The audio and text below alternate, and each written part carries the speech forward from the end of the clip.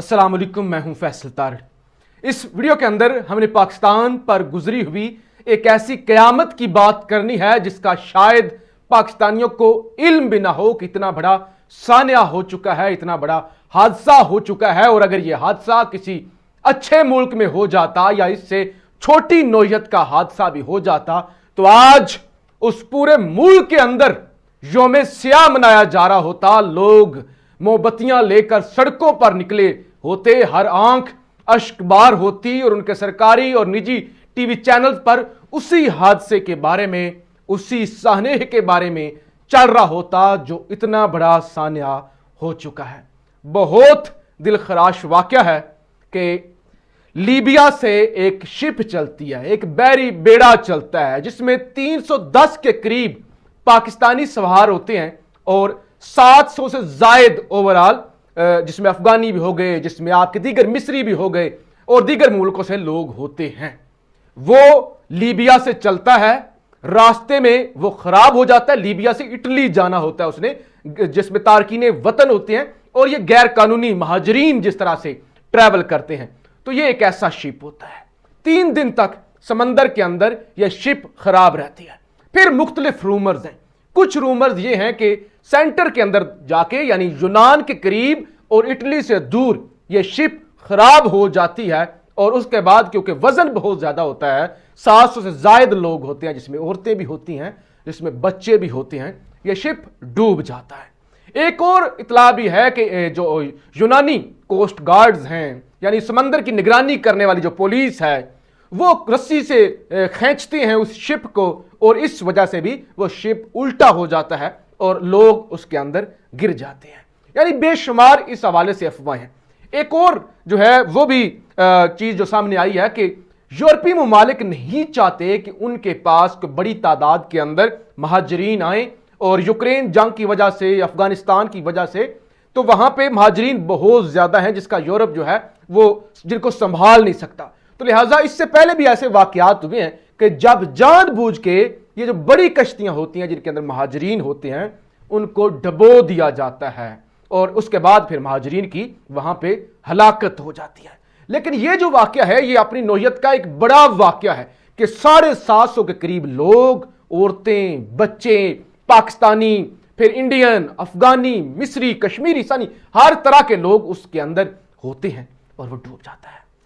78 से 80 के करीब जो है वो डेड बॉडीज मिलती हैं। 104 यानी 100 से ज्यादा लोगों को जिंदा बचाया जाता है, जिसमें 12 पाकिस्तानी जिंदा बचने में कामयाब होते हैं, खुशकिस्मत होती हैं। 500 के करीब जो लोग हैं, जिसमें 298 यानी 298 के करीब पाकिस्तानी डेथ जोन के अंदर चले जाते हैं। डेथ जोन यानी समंदर का वो हिस्सा जो समंदर से 5 किलोमीटर, 5000 फीट से मीटर से भी ज्यादा गहराई में है, यानी तकरीबन वो एक किलोमीटर के अंदर 1000 मीटर होते हैं, तो 5 किलोमीटर तक कहते हैं कि नीचे चला जाता है। और वहां पे पानी जो है ना, पानी के अंदर जो लोग रहे हैं, ये जो बचे हैं, वो जो 10 से 15 मिनट वहां पे रहे हैं ना, वो उनकी भी हालत खराब थी। तो वह पानी भी नमकीन और अजीबोगरीब किस्म का पानी। तो लिहाजा रेस्क्यू ऑपरेशन 3-4 दिन जारी रहता है, उसके बाद रेस्क्यू ऑपरेशन बंद हो जाता है और कहा जाता है कि अब इनका मिलना इम्पॉसिबल है। अब ये जो वाकया पेश आया है, मैं जाती तौर पे इससे बहुत ज्यादा रंजीदा हूं, गमजदा हूं, तकलीफ के अंदर हूं, क्योंकि इसके अंदर मेरे अपने गांव से मेरे दोस्त, मेरे बरादरी के लोग, मेरे रिश्तेदार और फिर वो लोग जिनके साथ मेरा बचपन गुजरा, जिनके साथ मेरा बहुत अच्छा वक्त गुजरा, जिनके साथ हमेशा सीखा, और जब भी गांव वापस जाते हैं फिर एक उम्मीद होती है कि उन दोस्तों के साथ बैठेंगे, गपशप लगाएंगे और एक अच्छा वक्त गुजरा। तो मुझे चंद दिन पहले इतला मिली कि फलां जो आपका दोस्त है वो इटली जा रहे हैं, 28 लाख एक बंदे से एजेंट ले रहा है और लीगल तरीके से वो इटली लेकर जा रहा है। एक ये इतला थी और एक दूसरी इतला थी ये जो वाकया हो चुका है। अब जब ये वाकया हो गया, इतना बड़ा वाकया कि पाकिस्तान के अंदर 300 खानदान उजड़ गए, किसी के कान तक जूं तक नहीं रिंगी, दफ्तरे खारजा तो क्या, किसी ने इस पर नोटिस ही नहीं लिया। अब जो पढ़े लिखे लोग हैं ना, बड़ी आसानी के साथ किसी अच्छे ठंडे एसी वाले कमरे में बैठ के, किसी क्लब के अंदर बैठ के क्या जाते हैं, ये बेवकूफ लोग हैं, ये बेवकूफ लोग हैं। मजबूरी क्या थी, क्यों गए, ये ऐसा इन्होंने कश्तियों के अंदर सफर क्यों किया, और ये माओ को, बाप को या इनके खानदान वालों को जिंदगियां अजीज नहीं होती, ये अपने प्यारों को इस तरह से भेज देते हैं। ये एक अलग डिबेट है। मुझे ये बताइए, इस्लामी जमहूरिया पाकिस्तान जिसके अंदर पेट्रोल भी नहीं मिलता, बिजली भी नहीं मिलती, जिसके अंदर 2 वक्त का बच्चों को रोटी खिलाना मुश्किल हो गया है, इस मुल्क के अंदर बिजली के बिल पे करना मुश्किल हो गया है। गांव देहात के रहने वाले मेरे पंजाब के लोग, मेरे पाकिस्तानी भाई, गांव देहातों के रहने वाले क्या करें, किधर जाएं, कौन सी सरकारी नौकरी,